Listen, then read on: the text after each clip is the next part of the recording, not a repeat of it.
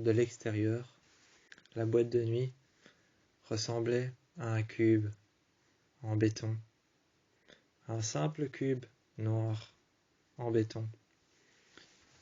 De l'extérieur, cette boîte de nuit ressemblait à un énorme bâtiment, un cube noir en béton. On n'avait ni l'impression qu'il n'y avait de fenêtres, ni l'impression qu'il y avait de porte d'entrée ou même de porte de sortie. Juste un cube noir fait de briques, de béton, et c'est tout. Juste ce cube posé là, en plein milieu d'un garage privé. Ce cube qui avait été posé en plein milieu d'un garage privé. Ce cube noir, à l'extérieur, avait bel et bien l'air d'être un endroit abandonné. Seulement, ce qu'il savait, c'est qu'il venait ici pour une raison. Ce n'était pas pour rencontrer Scott, pour rencontrer Allison, et pour parler. Ce n'était pas pour rencontrer Scott, pour parler, ou pour voir Allison. Ce cube noir qui avait été abandonné au beau milieu d'un parking privé, auquel on avait l'impression qu'il n'y avait ni fenêtre, ni porte d'entrée, encore moins de porte de sortie, était bel et bien une boîte de nuit. Mais il y avait une porte d'entrée, qui était tout autant la porte de sortie. Cette porte d'entrée, qui était tout autant la porte de sortie, était en fait un énorme garage qui faisait toute la superficie du premier mur. Le premier mur était de la même couleur que les autres murs, noir, noir très foncé, pratiquement invisible, tel le noir de la nuit.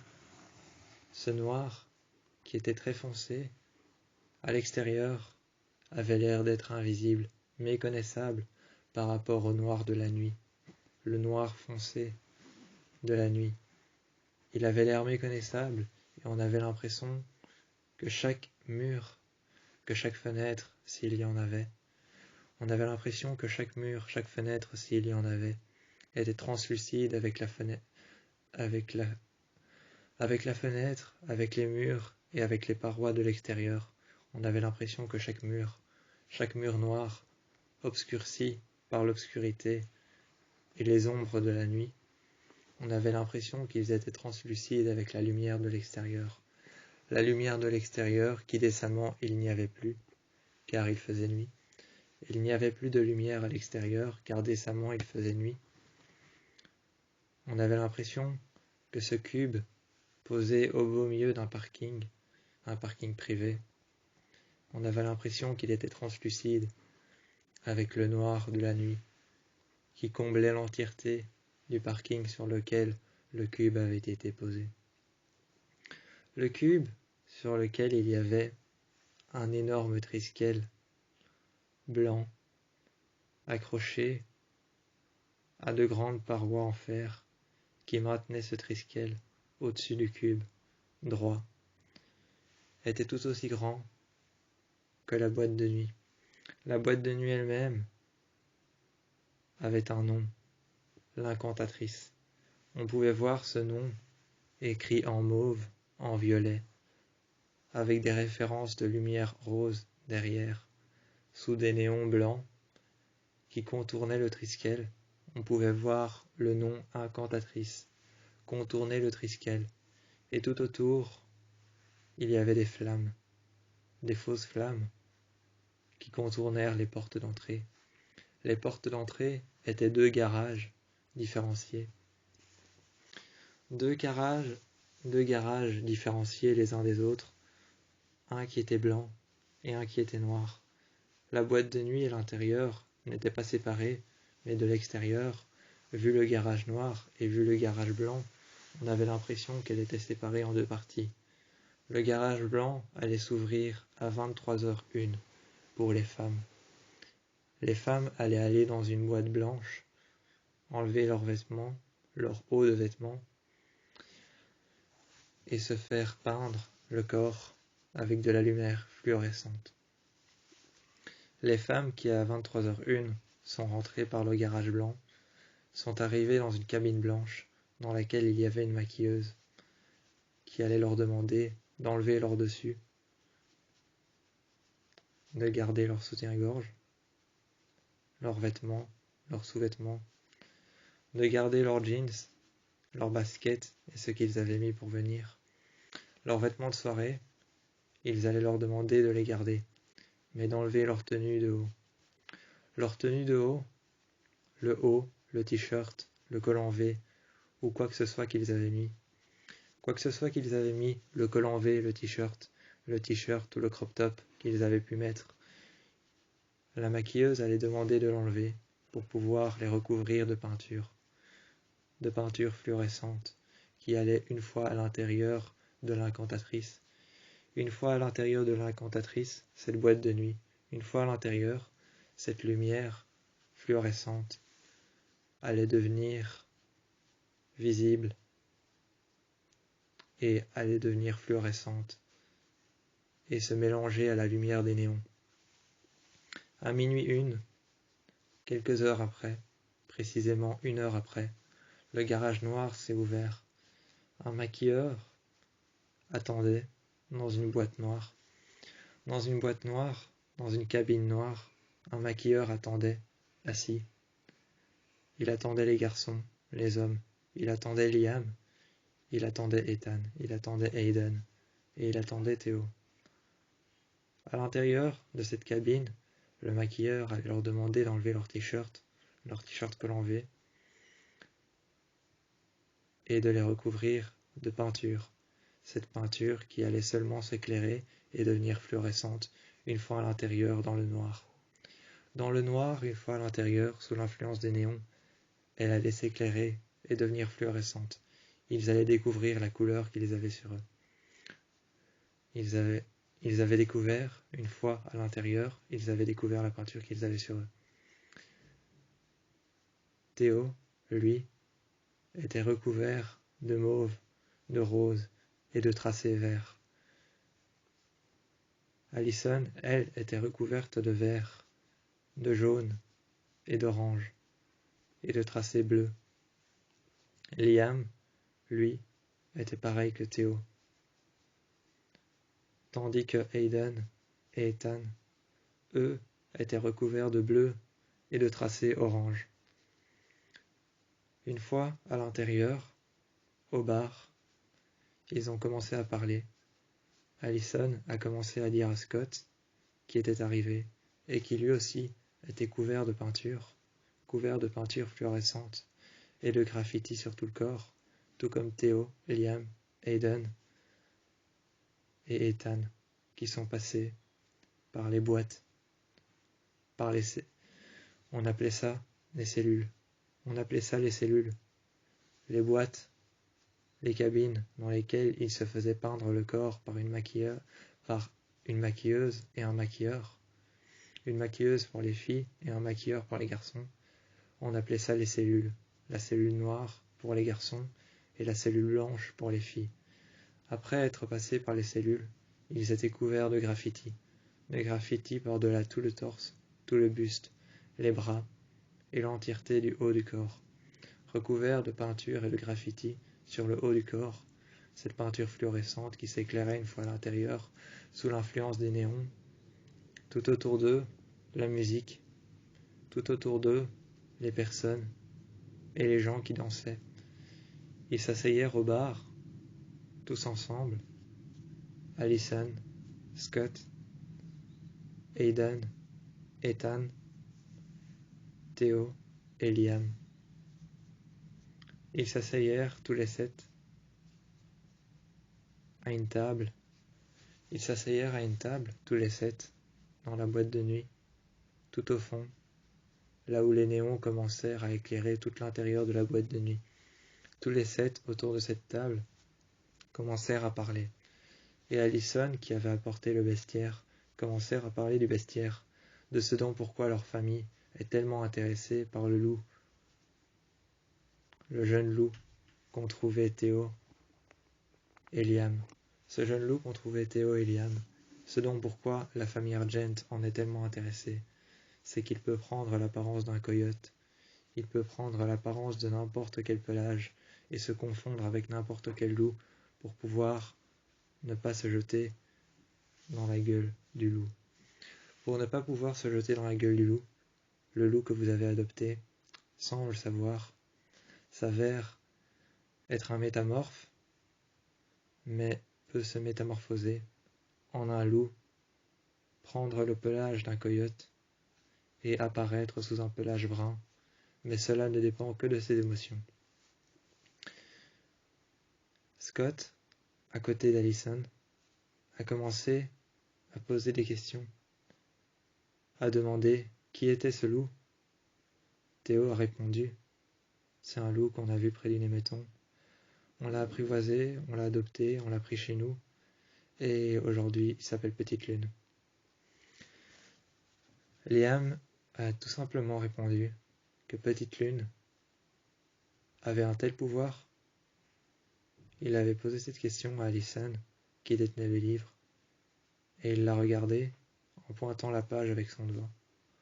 En pointant la page avec son doigt, avec son index, il a pointé la page et la photo du loup qu'il y avait dans le vestiaire, représentant Petite Lune.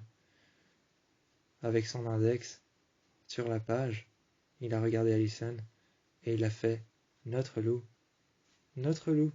Petite Lune, a ce pouvoir, se métamorphoser. » Allison a répondu « C'est pas la métamorphose, c'est plus la métamorphose de son pelage qui intéresse mes parents. Ils veulent comprendre comment il fait, ce qu'il fait, et comment ça arrive. Et surtout pourquoi. » Sur le moment, Théo comprit qu'un tel pouvoir pouvait faire en sorte que Petite Lune ne se jette jamais dans la gueule du loup. Petite Lune ne se jettera jamais dans la gueule du loup, parce qu'un tel pouvoir peut faire en sorte qu'il se confonde avec un coyote. Si l'Argent ne cherche pas un coyote, mais cherche autre chose, eh bien un tel pouvoir peut faire en sorte que se jeter dans la gueule du loup, pour lui, soit impossible. Seulement, maintenant, ils allaient chercher à comment contrôler ce pouvoir, car ce pouvoir est contrôlé par les émotions, ce qu'il ressent, ce qu'il voit, ce qu'il entend. Ce qu'il entend peut lui faire peur. Si ce qui lui fait peur lui fait réellement peur, il deviendra brun. Si ce qui lui fait mal le rend nerveux ou méchant, il deviendra noir. Ce qui le rend calme et humble le rendra blanc. Ce qui le rend triste et qui lui fait perdre le contrôle le rendra gris. Dans tous les cas, s'il perd le contrôle, il deviendra un coyote. Dans tous les cas, s'il perd le contrôle, il deviendra un coyote. C'est quand il n'a plus la maîtrise de soi, le self-control de ses esprits. C'est quand il n'a plus le self-control de ses esprits, le self-control de ses émotions, qu'il devient un coyote. C'est à ça que mes parents veulent. C'est à ça que mes parents veulent essayer de comprendre. Ils veulent essayer de comprendre pourquoi il sait se faire passer pour un coyote, alors qu'il est simplement un loup. Mes parents n'ont jamais vu Malia sous la forme d'un coyote. Ils l'ont seulement vu sous la forme de Malia. Ils connaissent Malia comme étant Malia, mais ils ne l'ont jamais vu comme étant un coyote. Donc ils veulent comprendre ce qu'est le coyote, mais ils ne savent pas encore que Malia est un coyote. Il faut juste pas leur dire. Allison expliquant qu'il ne fallait pas dire à ses parents, à Kate Argent, à Chris et à toute la famille Argent, à toute sa famille, il ne fallait pas leur expliquer que Malia était un coyote. Sinon, la proie des Argent allait devenir Malia. Car la seule chose qui intéressait les Argent, c'était le coyote. Ils voulaient le vrai coyote et savoir comment Petite Lune savait concrètement se transformer et métamorphoser son pelage en un pelage brun, un pelage gris, un pelage noir et celui du coyote. Et même un pelage blanc. Sinon, Petite Lune a le dos orange, orange-brun. Petite Lune, naturellement, a le dos orange-brun. Le côté de son museau, blanc, le dessous de ses pattes, noir, et la pointe du museau, blanc et gris. Il a une ligne infime qui traverse l'entièreté de son pelage, qui est entièrement grise, mais qui peut petit à petit, lors de sa croissance, s'accentuer et de plus en plus devenir de plus en plus visible. Si elle devient de plus en plus visible, eh bien, son pelage atteindra peut-être l'envergure de celui d'un coyote. Il faut juste que vous fassiez attention à sa croissance, car si Petite Lune réussit à devenir un coyote sans même perdre le contrôle de ses esprits, de ses émotions, de ce qu'il ressent ou de ce qu'il ne ressent pas, ma famille, mon père, ma mère, ma tante, Kate, Chris, mon père et ma mère vont tout aussi bien se retourner sur lui que tout aussi bien se retourner sur Malia. Donc, Aiden, Ethan, Théo, Liam, la seule chose que vous avez à faire, c'est protéger Petite Lune, faire attention à ses sentiments, à ses émotions, à ce qu'il voit, à ce qu'il entend. Il faut le garder dans un endroit clos, un huis clos, un endroit dans lequel il saura ressentir une seule émotion uniquement, et une émotion qu'il pourra contrôler. Il ne faut pas le garder dans un huis clos qui lui fera ressentir de la peur ou de la tristesse. Gardez-le chez vous, dans un huis clos qui pourrait lui faire ressentir le simple fait de se sentir bien. Il gardera son pelage original. Si vous le gardez dans un huis clos chez vous, où il se sentira bien, à l'aise, et où il pourra prendre ses marques, il gardera son pelage originel. Dans un endroit comme votre maison, Théo, Liam, dans un endroit comme votre maison, il se sent bien, il se sent chez lui, il se sent en sécurité, il sait que vous êtes là, pour lui, pour vous. Il est en sécurité, il s'y sent bien, il a pris ses marques, il a apprivoisé cet endroit. Il faut le garder dans un huis clos, similaire à chez vous, pour qu'il puisse garder son pelage originel et ne pas devenir la proie de ma famille. Moi, je n'ai aucune envie, et je n'ai aucunement l'envie de m'en prendre à vous. La dernière fois que j'ai tiré, la dernière fois que j'ai visé, la dernière flèche que j'ai dégainée pour tirer sur Théo, sur toi, la dernière flèche que j'ai dégainée pour tirer sur Liam, sur toi, la dernière flèche que j'ai dégainée pour tirer sur vous. Je l'ai tiré à contre-cœur parce que j'étais obligé.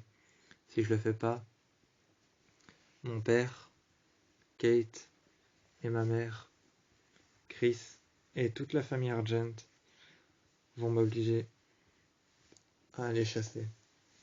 Mais mon arc que j'ai dans ma voiture, mes flèches que j'ai dans le coffre, je ne les ai pas avec moi pour me protéger, parce que je sais que le simple fait que vous soyez des loups me fasse peur. J'ai pas peur de vous. Je l'ai parce que je sais que je suis une bonne archer, que je sais me protéger seul. Je l'ai parce que je sais que si quelqu'un s'en prend en moi, je saurai me protéger. Mais tirer sur vous, tirer sur Derek, tirer sur les personnes que je connais, ça, c'est pas quelque chose que je fais. C'est quelque chose que les Argent font, que Chris fait, que Kate fait. Moi, je n'avais nullement l'occasion, nullement l'envie de tirer sur vous. Je n'avais nullement pris l'occasion de venir tirer sur vous, de dégainer mes flèches sur vous. Mais Kate et Chris m'ont obligé. J'étais obligé, j'avais pas le choix. Et il faut garder Petite Lune en sécurité. chez vous. Il faut le garder chez vous.